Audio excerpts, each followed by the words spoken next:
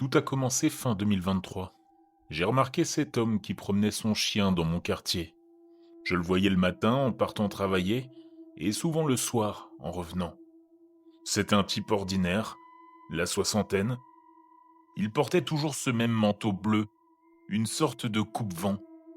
Ce qui était étrange, c'était son regard.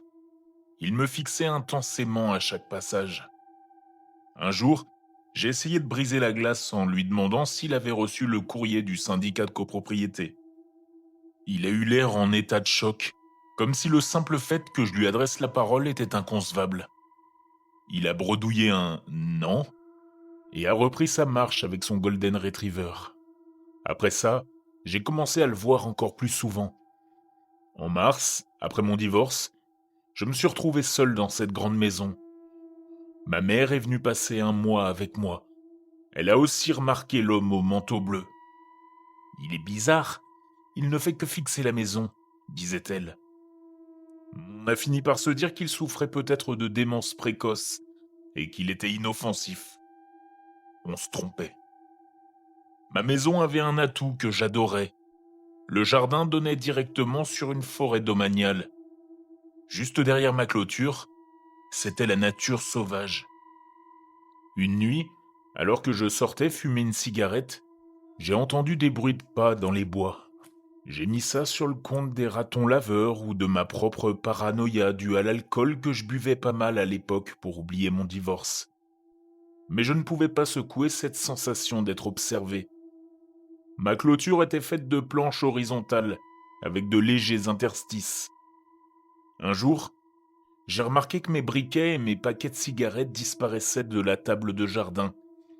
Encore une fois, j'ai blâmé ma consommation d'alcool. Mes cousins sont venus m'aider pour faire des travaux. L'homme au manteau bleu s'est arrêté sur le trottoir pour les regarder travailler pendant de longues minutes. Il laissait son chien s'approcher d'eux, mais mes cousins reculaient. L'animal sentait la mort, une odeur de saleté absolue. Quand ils lui ont dit de dégager, son regard est devenu noir. À partir de ce jour-là, il ne se contentait plus de me fixer. Il pivotait physiquement sur lui-même pour suivre ma voiture du regard quand je passais devant lui. En juin, une amie a emménagé avec moi. Un soir, alors que nous étions autour d'un feu dans le jardin, des bruits de pas ont retenti dans les bois. On a ri nerveusement en rentrant s'enfermer. Mais mon amie a remarqué un détail. Elle le voyait à 7h30 quand je partais, et encore à 8h30 quand elle partait. Et puis un jour, je l'ai vu. Il n'était pas sur le trottoir.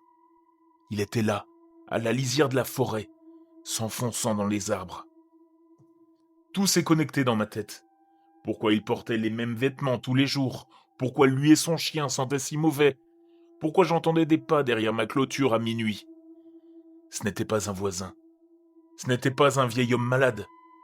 Cet homme vivait dans les bois, juste derrière chez moi, et il m'observait à travers les planches de ma clôture depuis presque un an. La maison d'à côté était vide depuis des mois. J'ai réalisé qu'il s'était probablement installé là, dans l'angle mort. Terrifié, j'ai parlé de poser des caméras de chasse.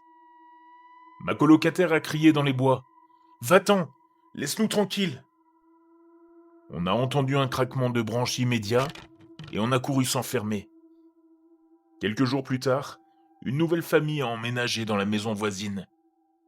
J'ai vu l'homme au manteau bleu une dernière fois le matin de leur arrivée. Quand je suis allé me présenter aux nouveaux voisins, je leur ai demandé s'ils avaient trouvé des choses dans le bois derrière eux. Juste des vieux détritus qu'on achetait, ont-ils répondu. Je n'ai pas insisté. Je serais passé pour une folle. Mais je suis convaincu que cet homme vivait là, caché, observant chaque seconde de ma vie de femme seule.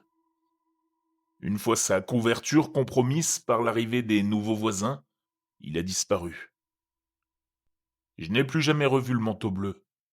Mais je n'ai plus jamais fumé une cigarette dans ce jardin sans avoir le dos glacé par l'ombre des arbres.